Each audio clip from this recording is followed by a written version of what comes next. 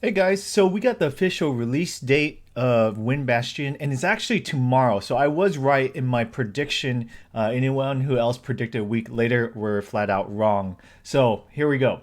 It's going to be Tuesday, December 4th for all platforms.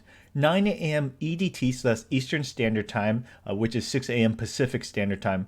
PS4 will be 1 hour later at 10 a.m. EDT or 7 a.m. PST, and then Xbox One is going to be the last one at 11 a.m. EDT, 8 a.m. PST, and it's UTC if you guys don't know, and they have the patch notes available. Now, I will be live streaming a countdown on my Facebook page, and we'll be playing with fans and be giving away season passes.